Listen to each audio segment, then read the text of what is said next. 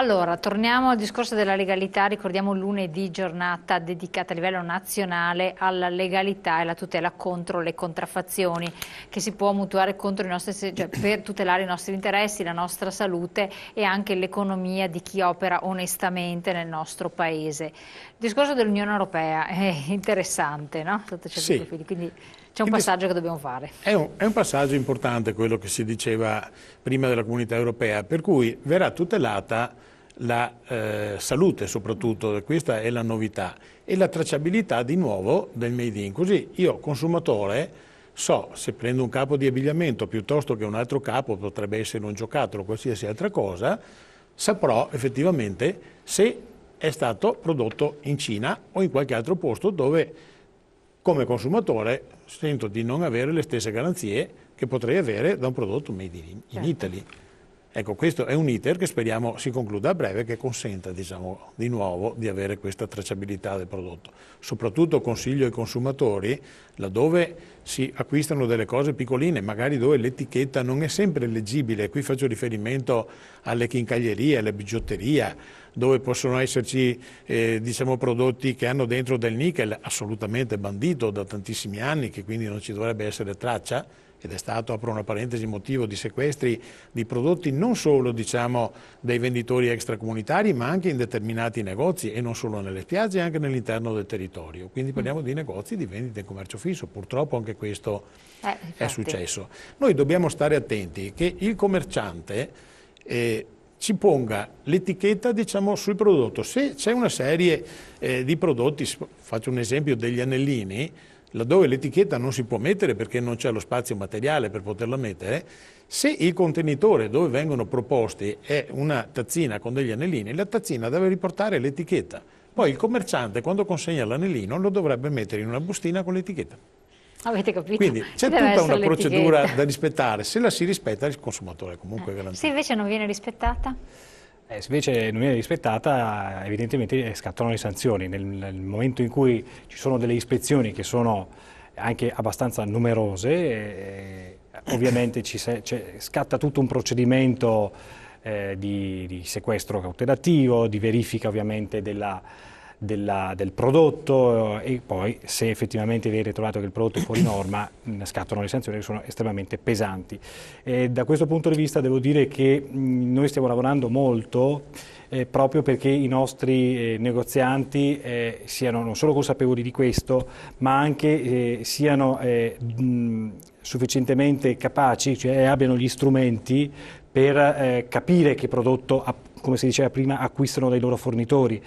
Rifiutare i prodotti e quindi quel fornitore che non dà le informazioni di base, non dà le informazioni previste dalla norma. Qualcuno potrebbe essere tentato di dire ma non me lo dà e quindi quel prodotto va, però attenzione perché a quel punto il rischio, come diceva giustamente il signor Gabriel, il rischio è tutto del venditore che, come sappiamo, perché è colpito? Perché l'ultima interfaccia che è il consumatore. Certo. Ecco, quindi è molto importante che nella catena appunto che c'è tra il fornitore e il venditore sia sufficientemente accorto per farsi dare tutta la documentazione. Questo vale soprattutto per i prodotti appunto come la chincaglieria, le piccole gioie, eccetera, che molto spesso sono made in China e che però devono avere almeno dei test fatti in Europa. E a proposito proprio dell'Europa, perché molto spesso vediamo dei prodotti che non sembrano di qualità ma ci sono? C'è un principio, non me ne vogliono gli ascoltatori, ma una piccola cosa tecnica ma molto importante. Un prodotto nell'Unione Europea può circolare liberamente, l'importante è che sia prodotto o che entri nel paese e rispetti le regole di quel paese membro. È chiaro che se abbiamo un paese membro che non faccio nomi, ma ci sono dei paesi, soprattutto quelli che sono entrati più recentemente, che hanno una legislazione che non è articolata, complessa, tutela del consumatore come può essere quella italiana, che ripeto è una delle migliori insieme a quella francese e tedesca, Beh, e chiaramente questo prodotto, una volta che è entrato in quel paese, diciamo, non ancora con la normativa a posto, però può girare per l'Europa, anzi deve girare. Questo è esatto il problema. E questo fa sì cioè, che... dove vengono fatti? Uno dice perché alla frontiera, che non esistono più, dovrebbero essere fatti controlli selettivi. Io poi faccio riferimento, penso, a tutti i beni di cui stiamo parlando, ma poi ci buttiamo all'alimentare. E questo vale soprattutto per l'agroalimentare. Esatto, che nel settore qui il sempre problema riguarda più il serio commercio proprio qui. allo stesso modo, e lì è gravissimo perché ci troviamo a situazioni allucinanti. Ma un cittadino, a parte, vabbè, purtroppo anche ci sono contraffazioni di prodotti nazionali sul nazionale, certo. e lì apriamo un'altra voragine impressionante. Però l'alimentare ti tocca da vicino perché mangi qualcosa che poi scopri che ti crea intolleranze, che ti fa star male e varie reazioni pazzesche. Ma il cittadino dice, caspita, sono all'interno dell'Unione Europea, teoricamente ci dovrebbe essere in qualche modo un controllo, una verifica, invece questo di fatto non avviene. Cioè ci si trova prodotti che hanno avuto dei trattamenti, vabbè, c'è il caso dei pelati, per fare un esempio, certo. apriti cielo, giustamente uno trasale, ma perché ti viene da pensare, ma cosa devo fare? Quale prodotto posso acquistare? Anche qui bisogna essere estremamente attenti a leggere l'etichetta, perché bisogna dire che l'Unione Europea, comunque nonostante queste falle, chiamiamole proprio così, è vero che per quanto riguarda l'etichettatura ci sono alcuni obblighi che anche i paesi più recenti devono assolutamente obbedire. Teniamo conto che anche gli importatori hanno comunque l'obbligo di essere attenti a questo. Certo, no, i ispettori fanno varie proposte, presidi fissi in mare della Guardia di Finanza, controlli di frontiera, però non sono possibili. Ma guardi, io credo che qui andremo molto lontano, perché è chiaro che... Ma perché io vedo che secondo me chi ci segue ha questa rabbia dentro. No, perché in un momento di difficoltà economica hai rabbia, è normale, purtroppo si tratta della guerra dei poveri, no? Classico. Certo. Però dici, io sono onesto, ti portano via la casa perché magari c'è un errore o cosa per le tasse, ti moltiplicano a volte 100 la sanzione, tu sei disonesto e continui ad interperversare in modo disonesto, e abbiamo visto.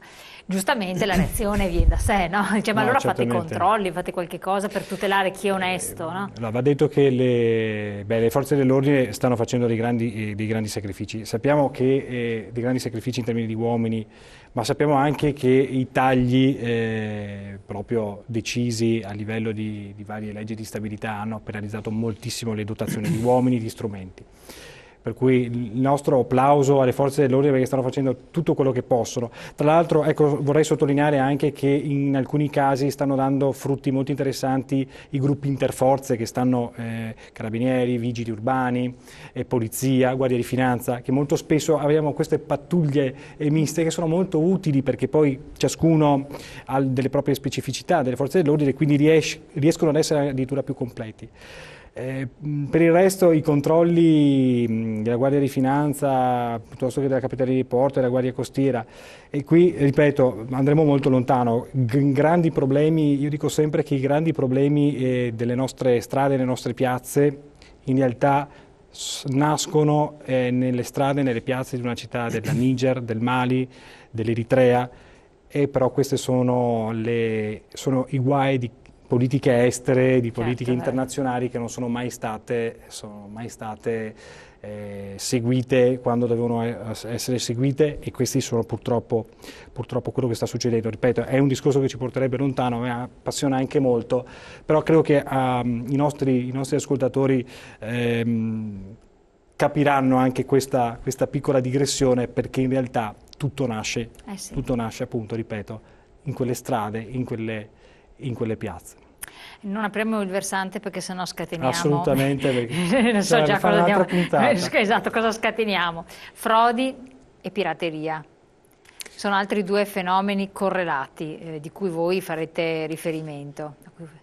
Cioè, la frode e la pirateria, rivolgendoci anche ad altri settori oltre l'abbigliamento, diciamo, quindi lì siamo sempre da capo. Praticamente fa riferimento a tutta una serie di legislazioni nazionali ed europee ancora, ecco che ricadiamo ancora sul discorso appena fatto, dove si spera di poter un po' alla volta arrivare a controllare il fenomeno. Va detto però che l'Agenzia delle Dogane svolge bene il suo ruolo. Ma c'è una volontà europea secondo lei? Perché il dubbio viene, no? Perché qua ci troviamo in un'Europa che ormai sta stretta un po' tutti, per varie ragioni sta stretta, poi andremo a vedere cosa succederà.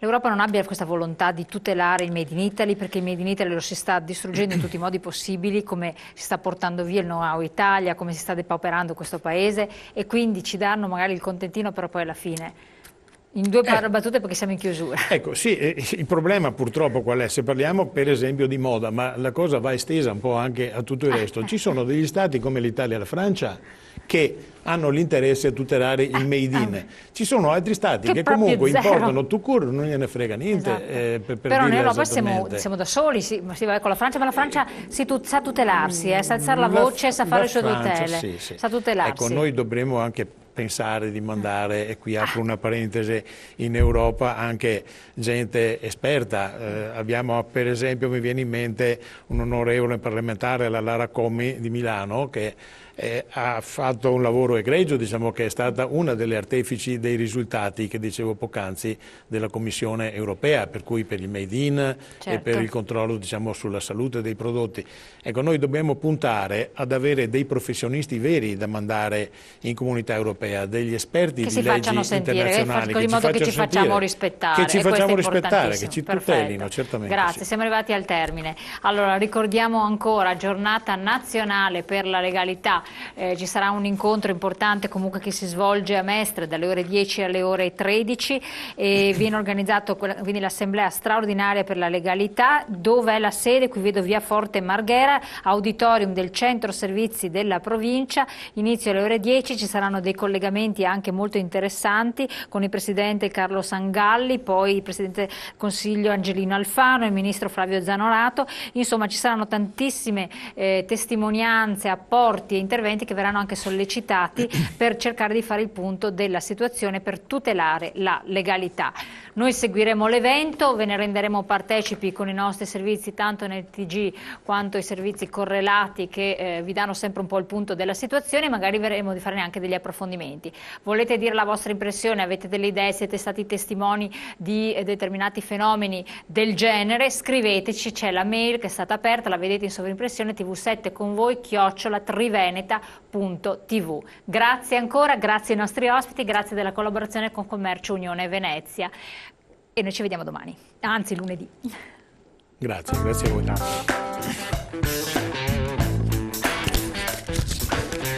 Avete ricevuto una mare...